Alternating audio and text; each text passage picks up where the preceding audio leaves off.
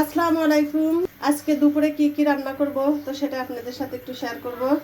এখানে ছোট মাছ রান্না করার জন্য তরকারিগুলো কেটে নেওয়া হয়েছে আর রান্না করব চিকেন বিরিয়ানি।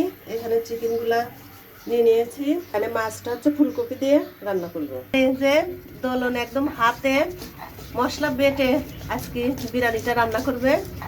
এই দেখেন এই যে হাতে বেটে নিচ্ছে মশলাগুলা। হাতে বাটা মশলা দিয়ে যদি রান্না করা যায় তাহলে কিন্তু সেটার মজাই আলাদা। পেঁয়াজ মরিচ সব কেটে নেওয়া হয়েছে, সব রেডি করে নিয়ে পরে রান্না করতে আসি। তাহলে দেখা যাচ্ছে রান্নাটা তাড়াতাড়ি হয়, গুছানো। মানে দোলনে আজকে রান্না করবে, গুঁড়া মাছের তরকারিটা দোলনে বসাবে। এখন সুন্দর করে তরকারিটা মাখায় নিবে। এখনো শেষ, এখন মাছগুলা দিয়ে দিচ্ছে। পাঁচ মিশালি মাছ দিয়ে এইভাবে যদি চটচটে রান্না করেন অনেক মজা। আমাদের তো খুবই প্রিয় ছোট মাছের এই চটচটে।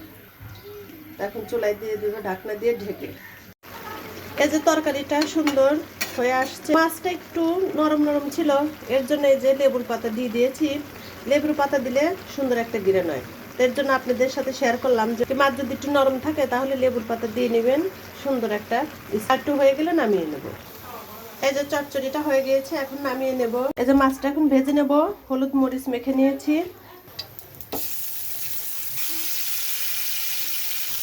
এই যে মাছ ভাজা শেষ, এখন তরকারিটা বসিয়ে দেবো। পরিমাণ মতো তেল দিয়ে দিলাম। আদা আর রসুন আমি একসাথে পেস্ট করে নিয়েছি, সেটা দিয়ে দিলাম 1 টেবিল। আধা চা চামচ জিরা বাটা।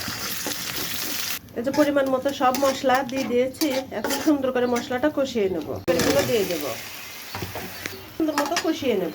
এই যে তরকারি কষানো শেষ, এখন পরিমাণ মতো পানি দিয়ে দেবো। যে তরকারিটা হয়ে গিয়েছে, এখন নামিয়ে বিরিয়ানির জন্য চিকেনটা ভেজে নেব। চিকেনটা একটু মরিচের গুঁড়া আর লবণ দিয়ে মেখে নেব। এতে তেলটা এই যে চিকেনটা আমি এরকম একটু লাল লাল করে ভেজে নিয়েছি। তো সবগুলো চিকেন আমি এভাবে ভেজে নেব। তো এই যে আমার বিরিয়ানি রান্না শেষ। মাশাআল্লাহ কত সুন্দর হয়েছে। এই যে রান্না বান্না শেষ, এখন খাবার পালা। তো এটা হচ্ছে ফুলকপি আর মাছের ঝোল, ছোট মাছের চচ্চড়ি, আর এই যে সালাদ, আর এই যে বিরিয়ানি নিচ্ছে। খাওয়া দাওয়ার পালা। তো আজকের মতো ভিডিওটা এখানে শেষ করছি। আপনারা সবাই অনেক ভালো থাকেন। আমার ভিডিওটা যদি আপনাদের কাছে ভালো লেগে থাকে তাহলে ভিডিওতে একটা লাইক দিয়ে আমার ভিডিওটা শেয়ার করে দিবেন। তো আল্লাহ হাফেজ, আসসালামু আলাইকুম।